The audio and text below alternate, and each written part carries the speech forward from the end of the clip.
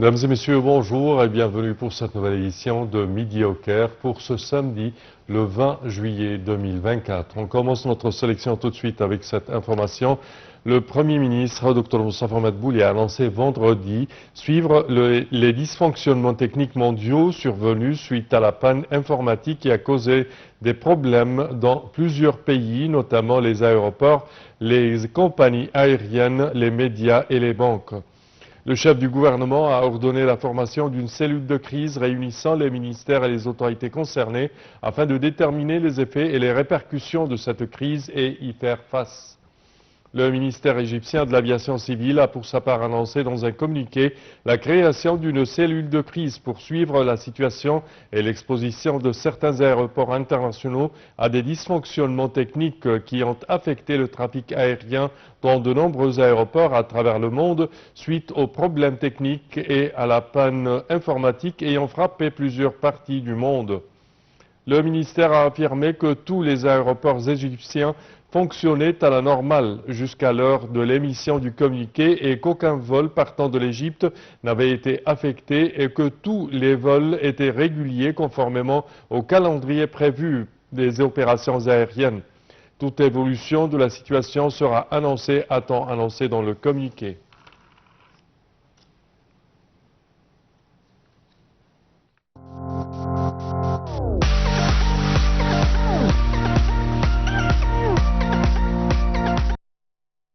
Et l'Égypte n'a rien contre les projets d'un quelconque pays riverain du Nil. Le Premier ministre, Dr Moussa Madbouli, a affirmé que l'Égypte n'a rien contre les projets de développement entrepris par un quelconque pays riverain du Nil, à condition que cela n'influence pas sa part en eau du fleuve.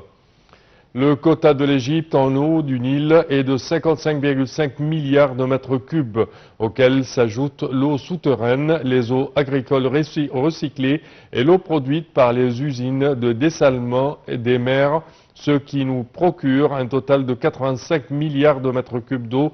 C'est ce qu'a déclaré le Premier ministre, qui insiste sur le défi de répondre aux besoins hydriques du pays qui augmente avec la croissance démographique.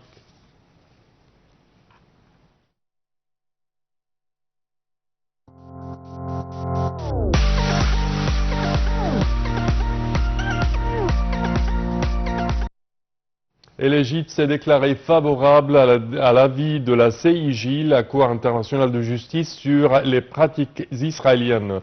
L'Égypte accueille favorablement l'avis consultatif de la Cour internationale de justice, la CIJ, sur les conséquences juridiques des politiques et pratiques israéliennes dans les territoires palestiniens occupés et appelle toutes les parties internationales à le respecter et à le mettre en œuvre. Pour plus de détails, voici un commentaire.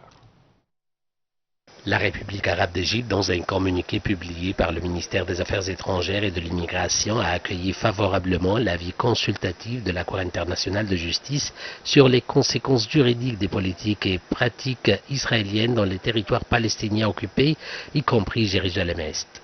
Cet avis a souligné plusieurs éléments clés, notamment l'illégalité de la poursuite de l'occupation israélienne des territoires palestiniens en raison de la violation du droit à l'autodétermination du peuple palestinien et du principe de l'interdiction de l'acquisition de territoires par force.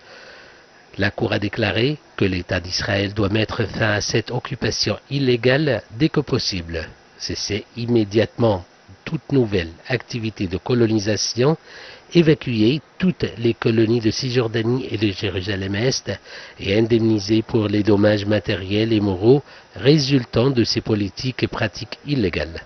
L'Égypte a également salué la confirmation par la Cour de l'engagement de tous les États, organisations internationales et institutions, y compris les Nations Unies, à ne pas reconnaître la situation résultant de la présence de l'État israélien dans les territoires palestiniens occupés. Elle a demandé à l'Assemblée générale et au Conseil de sécurité de prendre les mesures nécessaires pour mettre fin à cette présence israélienne.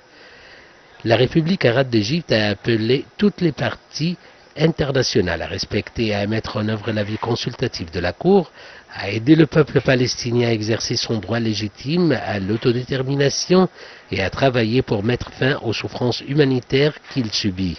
Elle a souligné la responsabilité collective de tous les États pour mettre fin à ces souffrances, notamment en arrêtant les violations et agressions israéliennes en cours contre la bande de Gaza et en travaillant à l'acheminement de l'aide humanitaire pour faire face à la catastrophe humanitaire croissante dans le territoire. L'Égypte a également demandé aux parties influentes et actives de la communauté internationale d'intervenir pour obliger Israël à se conformer et à respecter les règles du droit international et du droit international humanitaire. Elle a réaffirmé son engagement à déployer tous les efforts nécessaires pour permettre au peuple palestinien d'exercer ses droits légitimes, d'établir son État indépendant sur les frontières de 1967 avec Jérusalem-Est pour capitale et d'instaurer une paix juste et globale basée sur une solution à deux États.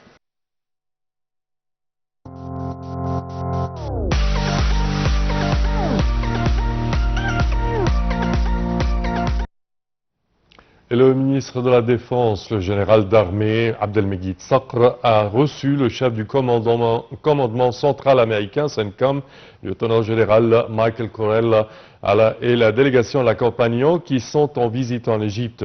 Les discussions portaient sur plusieurs sujets d'intérêt commun à la lumière des derniers développements au niveau régional et international, ainsi que sur les moyens de renforcer les relations de coopération militaire entre les forces armées des deux pays.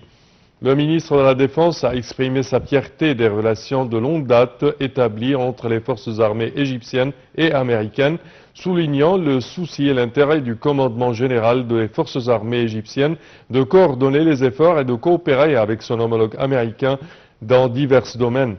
Le commandant du CENTCOM a pour sa part félicité le général d'armée Abdelmegid Sakr, lui souhaitant succès à son nouveau poste, souhaitant davantage de coopération militaire au cours de la prochaine phase avec l'Égypte. Michael Corell a également loué le rôle central que joue l'État égyptien dans l'instauration de la sécurité, de la stabilité et de l'équilibre dans la région.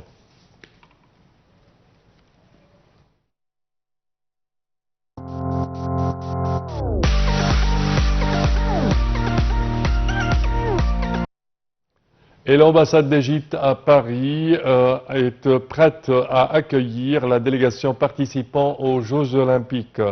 L'ambassade d'Égypte à Paris est prête à accueillir la délégation égyptienne participant aux Jeux Olympiques de Paris 2024, prévus du 26 juillet au 11 août et aux Jeux Paralympiques du 28 août jusqu'au 8 septembre.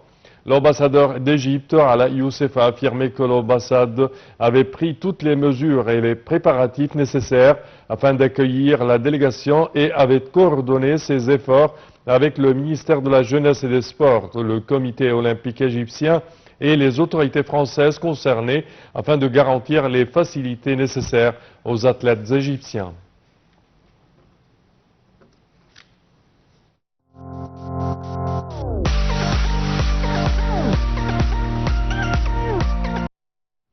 De retour en Égypte et concernant le sport, la Coupe d'Égypte, Al Ahly se qualifie pour les huitièmes de finale. L'équipe de football Al Ahly, les Diables Rouges, s'est qualifiée pour les huitièmes de finale après avoir abattu Al Aluminium lors du match qui s'est déroulé hier au Stade du Caire lors de la compétition de la Coupe d'Égypte. Al Ahly a contrôlé le match du début jusqu'à la fin et a eu de nombreuses occasions suffisantes pour doubler le score. Oussam Abou Ali a également raté un penalty en seconde période. Le but de la victoire a été inscrit par Mohamed Hani à la 90e minute, plus 3, d'un tir puissant qui a touché le pied d'un défenseur de l'adversaire et Al Ahly s'est qualifié pour les huitièmes de finale afin d'affronter Farko.